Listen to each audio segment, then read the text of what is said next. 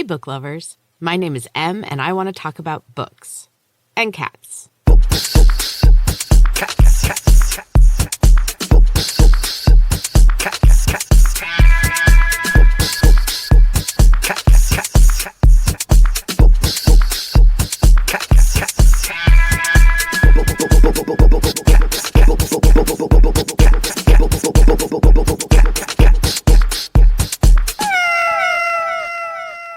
How you doing, book lovers?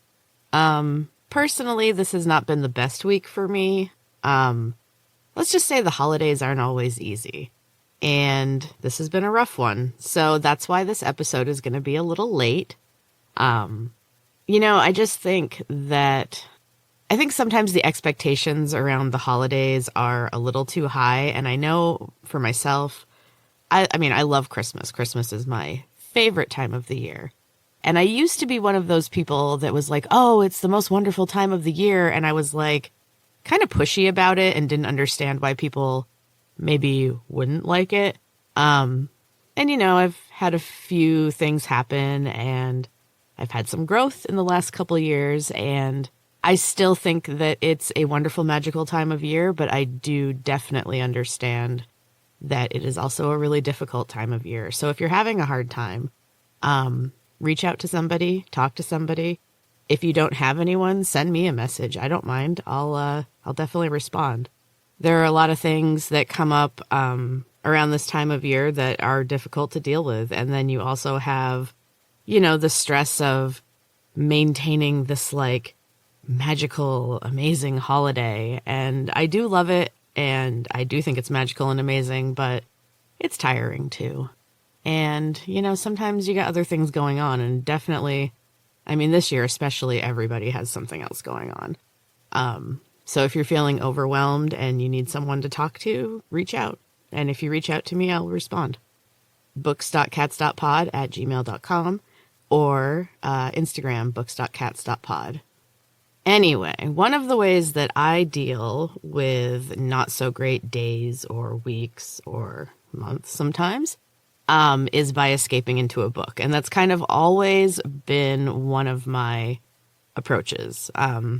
Reading is one of the few things where once I get sucked into a book, I'm gone. I'm in that world and I don't see or hear anything around me. It's almost like meditation in a way. So it's one of the few things I know I can do and not be distracted by other things. It can be difficult to create a situation where you can sit down and just read a book and not be interrupted. It can be difficult to put down your phone. I have a really hard time with that. But if you can make yourself do that and lose yourself in another world for a while, sometimes that's the best way to go. So when I am dealing with stress or sadness and I'm using a book to escape, I tend to do one of two things. I've been noticing this a lot lately. When I'm very stressed, I either want short fiction because it's quick and I don't have to commit, or I want some sort of like extreme fantasy, like something that is just not of this world. Or, magical realism, it is of this world, but there's a lot of exciting new things. So right now, I've got both going on. I just finished rereading one of my favorite collections of Stephen King's short stories, which I'm going to talk about in a minute. And then I am also currently reading an excellent fantasy novel, which I will probably discuss next week. I'll definitely have it done by then. So for now, I want to discuss Full Dark, No Stars. So Full Dark, No Stars is a collection of Stephen King's short stories. They're actually novellas, so a little longer than a short story. It was published in November of 2010, and they all deal with the theme of retribution, which that's a fun theme. That's what most movies are, too, which I find very interesting. Obviously, that tends to be a theme in the thriller genre, the horror genre, and most of the movies I watch, too, are about retribution. I don't know what that says about me, because I'm not really the type of person that is looking for revenge. I kind of just tend to let things go and just kind of go with the flow, so I don't know what that's about. So these short stories are so good. It's definitely one of my favorite collections because all of the stories are really good. There's only 4 of them, but, usually when I have a short story book, I'll love most of them. And then there'll be like, 1 or 2 that are kind of thrown in there as filler that maybe aren't as good, or just they don't strike me the same way. And this one, maybe it's because there's only 4, maybe it's because they're novellas and they're a little longer, but I really like all of them. Some are more memorable than others, but the one that I couldn't remember before I reread it, as soon as I saw what it was, I was like, oh yeah, that one, that was great too. It just was in a book with 3 other greater stories. So let's talk about them. So the first story in this collection is 1922. This one is so good because it's so uncomfortable. The way that he writes just gives you this icky, crawling, kind of uncomfortable feeling for the entire story. Stephen King is my favorite, and I just think that he is magic. He is a word magician. And he's a fantastic writer. And this one was really, really, really, really good. And all the characters are awful. It's one of those stories where you're not really rooting for anybody. Honestly, there's one cow that survives on their farm, and that's the character I was rooting for. The rest of them were just terrible. So we start out with a farmer who owns about 80 acres of land in Nebraska, and they've been in his family for generations. And then his wife, Arlette, owns another 100 acres that are actually worth some money. Their farm is not really worth much. Arlette is sick of farm life. She wants to move to Omaha. She wants to sell her land to a livestock company that slaughters pigs. And her husband, Wilfred, is not okay with that. He does not want to have his land ruined. He loves his land. And unfortunately, he loves his land more than his family. So he has a son named Harry, who's a teenager. And Harry's really sweet in the beginning. He's just kind of a simple, gentle kid. But one night, Wilfred gets Arlette drunk, and she makes some very crude remarks about Henry's girlfriend, Shannon, which makes the boy extremely angry and puts him in the best position for Wilfred to convince him to help kill his mother. Yes, so the dad gets the teenage son to kill his mom. That's messed up. Wilfred actually does the killing, but Henry is definitely in on it, and it destroys the kid. That is the moment that Wilfred ruins his entire family and his entire life. So they do manage to keep it covered up. They put her body in an old well and then fill in the well and claim that a cow fell in it. And it works. The cops find shoes on the road, and so they buy this whole story that she just took off and left them, and that maybe she got abducted while she was trying to get to the city. So a little time passes, and Henry, who is definitely emotionally troubled at this point, from watching his mother be killed by his father, he impregnates Shannon.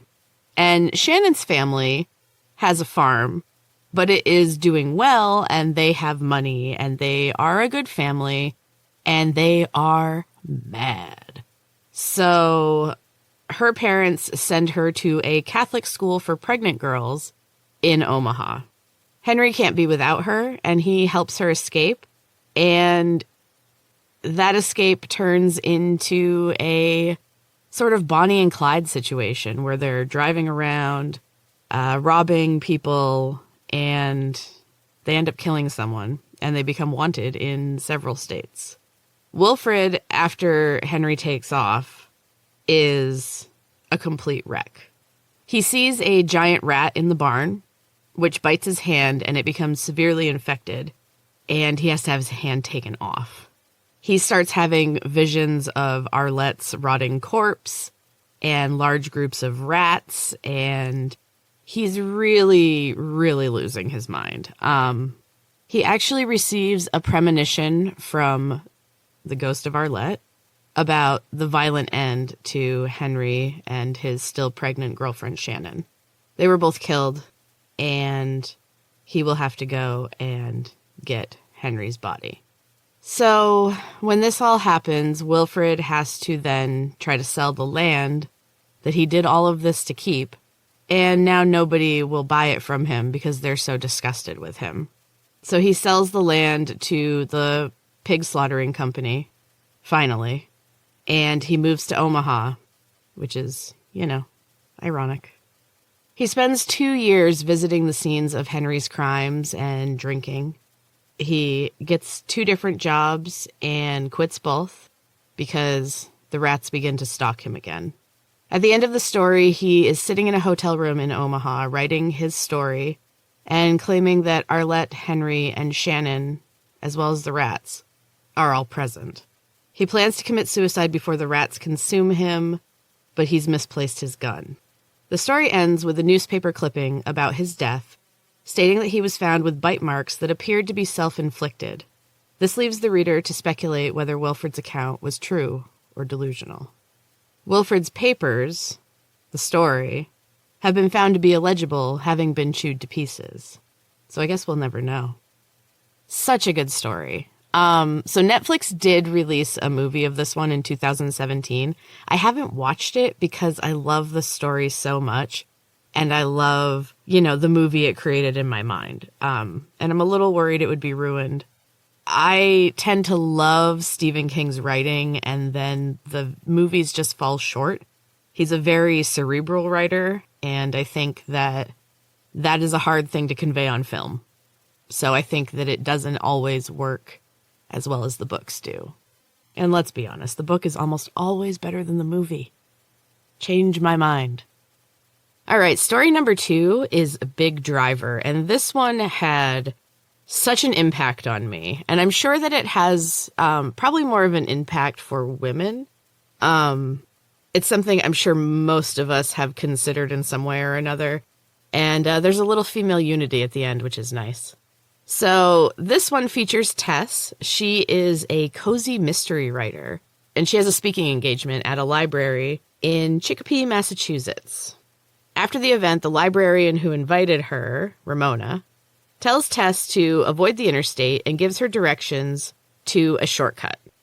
However, on the shortcut, Tess's car rolls over nail-studded pieces of wood which are lying across the road and give her a flat tire. The incident happens near an abandoned gas station, but there's no one around. Shortly afterwards, a big man, Tess guesses he's 6'6", in a pickup truck, offers to assist her with changing her tire. I think, if you've ever had a flat tire as a woman, this has probably happened to you. Maybe not the 6'6" part. That's kind of weird. At first, the trucker seems really friendly and he's eager to help, but it soon gets dark.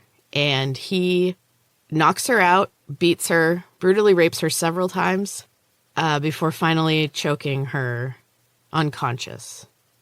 She wakes up later, but pretends to be dead. And he stashes her body in a culvert and drives away. While Tess is hiding in the culvert, she discovers 3 other murdered women, all victims of the same man, all dead and in various states of decomposition in the pipe. Tess escapes and tries to find help, but as she walks, she's scared that the attack will create a scandal. She is a somewhat well-known author, and that people will say she was asking for it, and that her career or her name as an author will be dragged through the mud.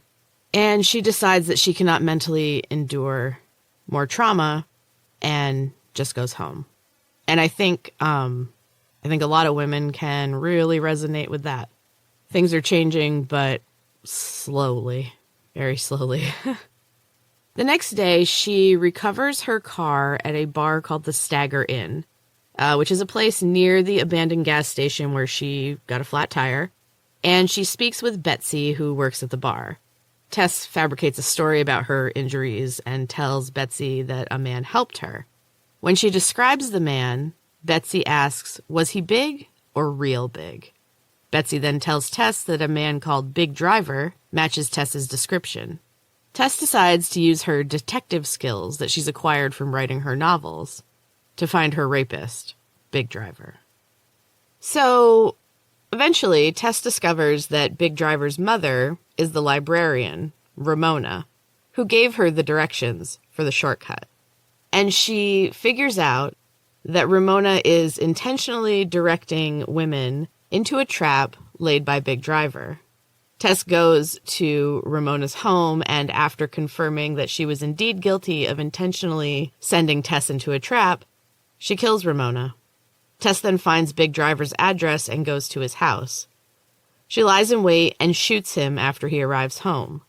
It's only after he's dead that Tess determines the man she just killed, Big Driver, was not the man that raped her. Big Driver is even larger, 6'9", and the older brother of the man who raped her, Little Driver. So, while she is stunned by this revelation, Tess does still drive over to Little Driver's house and kill him as well. She's not sure if Big Driver was involved in her rape in any way, and she's overcome with guilt at having possibly murdered an innocent man. So she writes out a confession and prepares to kill herself. At the last moment, however, she decides to go back to Big Driver's house and look for evidence. She finds the purse taken from her the night of the rape, confirming Big Driver's complicity in it. Tess comes to terms with her sins, and she goes home, finally beginning to feel a little bit of peace. And there's a nice little bit at the end where she goes back to the inn because she realizes that Betsy's a loose end. And Betsy basically acknowledges that she understands what happened and she's going to forget everything. And they have never talked, which really does give Tess, peace of mind. Apparently, this was made into a Lifetime movie in 2014. Again, haven't watched it. While I do love a good, and good is in quotes on that one, Lifetime movie, I don't think I want to see a Lifetime version of this story. This story really, really messed with me the first time I read it. And I just can't imagine that they're going to do a very good job with that. I can picture what a Lifetime movie of that story would be. Let's just put it that way. So the third story in this book is the one that I had forgotten. I could name you the other three stories off the top of my head, but this one I could not remember. But it's good. It's really, really good. I think it's because it is similar to other stories that I've read, because it's kind of a deal with the devil story, that I had kind of forgotten about it or maybe filed it away with those stories. So this is set in good old Derry, Maine. We've been there before with Stephen King stories. And Dave Streeter sees a man just kind of set up by the road on the way to the airport. And he goes out and talks to this man, George Elvid, who claims to have lived for centuries and tells Streeter that he sells extensions of various types. He offers Streeter, who suffers from terminal lung cancer, a chance to live for approximately 15 years if he pays 15% of his salary for every one of those years and transfers the weight of his misfortune onto someone he knows. Elvid emphasizes that it has to be someone that Streeter truly hates. And Streeter knows exactly who to pick. He chooses Tom Goodhue, his best friend since childhood, who he's secretly hated for years. Nice guy. Goodhue always got straight A's, with Streeter doing his homework throughout their formative years. Later, Goodhue stole Streeter's girlfriend in college and married her. Goodhue has founded a successful waste removal business with Streeter's assistance, lives a lavish lifestyle with 3 children on the fast track to great lives, and doesn't look like age has caught up with him, unlike Streeter. A couple of days later, Streeter goes to his doctor, who tells him that his tumors are shrinking. 4 months later, Streeter is declared cancer-free, which perplexes his doctor. The good luck continues in subsequent years, as Streeter is promoted several times at work, and his marriage becomes joyous and rich with significant lifestyle improvements. His children begin a long line of career successes. His son becomes a millionaire, and his daughter gets her dream job as a journalist at the Boston Globe. Things are not so good for Tom Goodhue, Streeter's best friend. His misfortunes start to surface a few months after Streeter's deal, when his wife is diagnosed with breast cancer that has spread to her lymph nodes. She dies 6 months later. His business begins to fail after his accountant embezzles $2 million and skips town. Goodhue's children also suffer. His middle child, Carl, has a heart attack and is left with permanent brain damage. His oldest child, Gracie, loses her husband to a drunk driver, loses all of her teeth, and eventually gives birth to a stillborn baby. And his youngest son, Jack, turns down an athletic scholarship to help save the garbage business. While Streeter continues to enjoy his good fortune, Goodhue's life becomes grim and joyless. Gracie is forced to move back home and becomes deeply depressed. Carl's full-time caretaker is let go, leading to Carl's death by choking on an apple. And Jake is sent to prison for stabbing his wife. Goodhue's waste disposal company is seized by the EPA. Goodhue himself develops gout and psoriasis and begins drinking heavily. He contemplates suicide and likens himself to Job with the belief that he has somehow offended God. Streeter pretends to be caring and supportive, but he's secretly glad to see Goodhue struggle. The story ends with Streeter and his wife stargazing. She confesses her sadness over the Goodhue family's troubles, and he assures her that this is only fair, and that some people are simply dealt a bad hand by life. They catch a glimpse of the planet Venus, and Streeter tells his wife to make a wish. She can't think of anything they need, and the story ends with Streeter making a single wish. For more. Greedy, greedy, greedy. Yeah, that's a great story. Again, a terrible person as the protagonist, I guess. I also love that Elvid is, mixing up the letters of devil. George Elvid. Subtle. Okay, so the last story in this book is A Good Marriage, and this one is my favorite. It might be because I am a murderino through and through, and Bob Anderson is based on the BTK killer. So, this story talks about Darcy Anderson and her husband, Bob. Bob has been an accountant for 27 years, and they live in Portland, Maine. They have a happy yet kind of boring relationship. They run a mail-order business selling and appraising rare coins. One day while Bob is away on business, Darcy goes into the garage to search for batteries. As she rummages through Bob's belongings, she stumbles across a pornographic magazine showing sadomasochism. Unnerved by the magazine, and that Bob owns it, Darcy finds a secret compartment behind the garage's baseboard and makes a more horrific discovery. A small box containing the ID cards of Marjorie Duval, a victim of the serial killer called Beatty. Not long afterwards, Bob calls to check in on Darcy and senses her distress. When they hang up, Darcy Googles Beatty and cross-checks Bob's business records with the locations of the murders, finding that Bob was close to most of the crimes when they took place. When Darcy wakes up the next morning, she finds that Bob has figured out her discovery and returned home early. He calmly explains his insanity to his horrified wife, recounting how he and a sadistic friend named Brian Delaney, nicknamed BD, from which Beatty's name was derived, planned a school shooting as teenagers. Delahanty was hit by a truck before they could carry it out, but Bob claims he had infected him with certain ideas, resulting in his homicidal urges. Bob claims that after he started his family with Darcy, his murderous alter ego receded, and he was not driven to kill again for several years. He asks Darcy to put the matter behind him for the sake of herself and the family. After thinking it over, Darcy feigns an agreement to do so, on the condition that he bury Duval's ID cards deep in the woods. Bob believes Darcy has put the truth behind her. However, she is trying to think of a way to stop him from killing again. A few months later, an elated Bob finds a rare 1955 double-die cent, and the couple goes out to Portland to celebrate. When Bob becomes drunk from champagne, Darcy devises a plan to murder him. Upon arriving home, Darcy has Bob get some water while she waits for him upstairs, ostensibly for sex.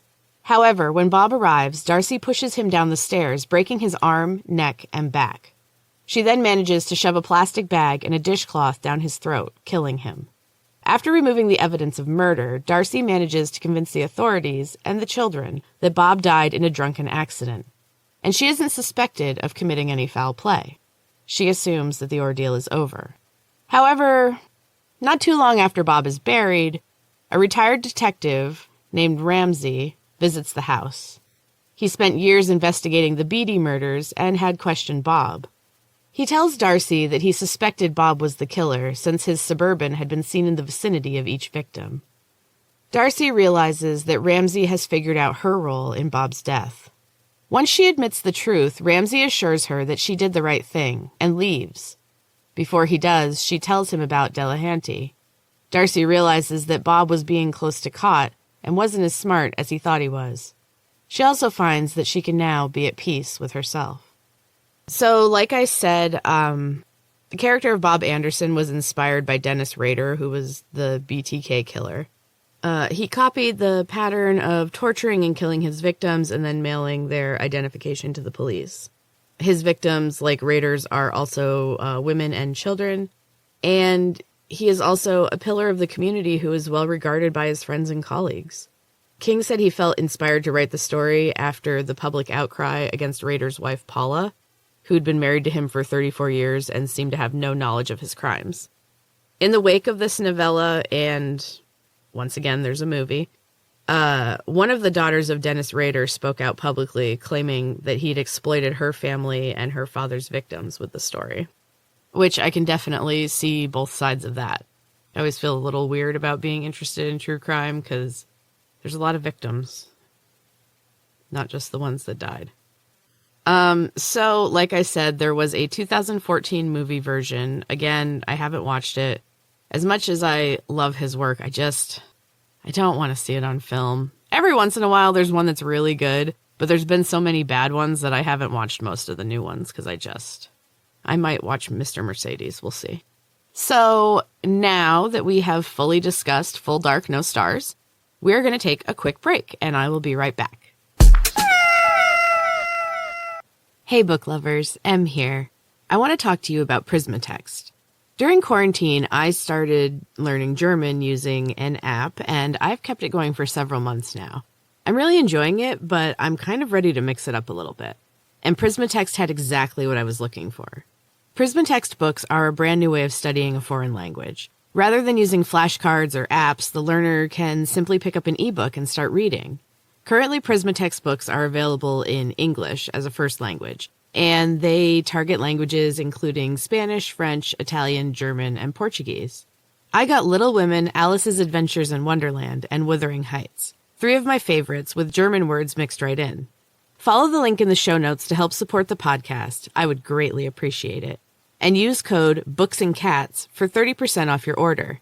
That's all caps. Books, the letter N, cats. Start learning today while enjoying your favorite classics with Prismatext. And we are back. Okay, so like I said in the beginning, the holidays can be a rough time of year for people. And I thought that maybe I could share some suggestions that have been scientifically proven to increase your happiness. And I'm going to post a link to this article in the show notes so you can read it more in depth because I've just kind of got the basics here. So, 10 scientifically proven ways to be incredibly happy is what this is called. Number 1, exercise. Even 7 minutes a day can make you feel happier. Number 2, sleep more. I'm liking this list. Apparently, if you sleep more, you will be less sensitive to negative emotions. Number 3, spend more time with friends and family. And this is not necessarily like blood relatives, but spend time with people who lift you up and make you feel good. The people around you should be cheering for you. Number 4, get outside more. Apparently, 20 minutes of being outside can make you feel happier. And the perfect temperature for maximized happiness is apparently 57 degrees. Which I kind of agree with. That's a nice temperature. Number 5, help others. Apparently, the ideal amount of time for helping others is 100 hours a year. And when I saw this, I had to really stop and think about where I am. Am I close to that number? I do try to help people, but I feel like it's been hard this year to help anyone because you can't go near people. So I think this year might be a hard one for that. But if you can, especially around the holidays, help other people. It feels good.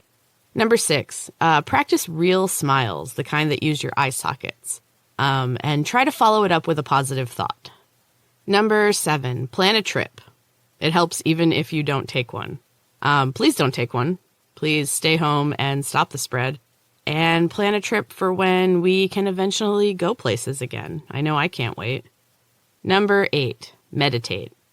This kind of reprograms your brain to be happier overall, and it definitely works. I haven't been great at it lately, but when I am consistently meditating every day, and I only do 15 minutes a day, I feel the difference in just the way I react to, what's going on around me in the world. Number 9, move closer to work. A shorter commute equals a happier life. Yeah, I'd have to agree with this one. I work from home, so I have the shortest commute, and it does make me happier. I'm definitely living my best life right now. So if you have a long commute, consider that, although it would be so hard to move right now. And number 10, practice gratitude. I try, this one's a big thing. It's been years now, but I started doing a gratitude journal in the morning to start my day. And, I write some affirmations too, but I also write down 3 things that I'm grateful for. And I really take a moment while I'm writing it out to really focus on it and think about why I'm grateful for it. And it really does just make you really take in and appreciate the things that you have and the people around you. So that is this list of 10 things that apparently, scientifically, are proven to make you happier. And I hope they help. Don't feel like you have to do all of them. I mean, obviously, some of them are going to be harder right now than others. But, find 1 or 2 that work for you and be happy. So one thing that is making me very happy is my cats and Christmas. I love Christmas, and I love the Christmas tree most of all. So as soon as Thanksgiving's over, I'm ready to get a Christmas tree. And my family didn't make me wait too long this year, so our tree is out and up and decorated, and it's beautiful. So we had a lot of garland laying around, and it's shiny and fun. And my cats had so much fun. They fought over it. They wrapped it all around themselves. They made little nests out of it. It was adorable. They're so sweet. And my fluffy black cat Weird, who I've talked about a lot because he is my favorite, he loves Christmas. He made a nest of garland underneath the tree and laid there for an entire day. And every once in a while you look over and he's just got his face up and he's taking in the smell of the tree and he just looks blissful. And, I said to my husband the other day, I wonder if he associates this stuff from when we took him in, because his frappier birthday, as I like to call it, is coming up soon, December 14th. He showed up right before Christmas. We already had the tree and all the decorations out. And that's when we took in that little ball of fluff who was freezing outside in our driveway and yowling so pitifully. I don't know if it's that, but he's a Christmas cat through and through. And I love him even more for it. So as we know, there are holiday ads and holiday products everywhere right now. And I saw an ad the other day for Grinch Sneakers, which are kind of cool, but honestly, how do you wear those other than just in December? And I guess some people have shoes that they only wear in certain months, but I am definitely not one of those people. But it did make me think about Christmas and holiday books. Everybody has a favorite, I think. I would love to know what your favorites are, so if you want to drop me a message, I would really enjoy hearing about your favorite Christmas or holiday books, especially other holiday books, because I know Christmas is the one that kind of everybody knows about, and I would love to know about other traditions too. But yeah, so if you want to share your books, books.cats.pod@gmail or books.cats.pod on Instagram. So when my kids were little, one of my favorite things was reading to them before bed. And when it was December, we would only read Christmas books. And we had a great selection. We had a ton. Our favorites were The Berenstain Bears Christmas Tree, How the Grinch Stole Christmas, and Olivia's Christmas. I think that's what it's called. We all know who Olivia is, right? The little pig. She has a Christmas book. It's great. I honestly really, really miss reading these books to my kids, but one's in high school and the other one's almost a teenager, so they're not so interested in that anymore. We do still make books part of our holidays. The kids have always gotten books for Christmas. And we have recently created our own Higa celebration, which involves everybody getting books and comfy pajamas or blankets and chocolate. And then we just have a family day of relaxation and games. And I honestly think we look forward to that as much as actual Christmas. It is so nice. And no one's allowed to do any work that day. It's fantastic. I am super excited for it this year because each kid is getting a bag of books. They both asked for different series this year, so I bought them multiple books. And they're going to get them in a bag of books. Best gift ever. In other exciting news, I have Books and Cats merch available now. There is a link in the show notes. I've taken 3 of my favorites of the artwork from episodes and taken off the episode titles and made them into sweatshirts, coffee mugs, even pet hoodies. I want one for all of my cats, seriously. So check it out if you're looking for a unique book and cat-based gift. And if you'd like to help sponsor the podcast and keep things going, which I will greatly appreciate. So now it is time for our quote of the week. And this one is from Jane Smiley in 13 Ways of Looking at a Novel. Many people, myself among them, feel better at the mere sight of a book. And Jane Smiley, I could not agree more. Even just sitting and holding the book feels relaxing. And then if you actually get to sit down and read, amazing. So indulgent. So that is it for this episode of my Books and Cats podcast. I hope you enjoyed it. If you did, please subscribe to the podcast. Leave a comment, send me a message, tell me what books I should be reading. I'm open to pretty much anything. And again, if you are having a hard time and struggling with the holidays and need to reach out, do not hesitate. I will respond. And find some time to sit down, get comfy, hold that book in your hands, and until next time, keep reading.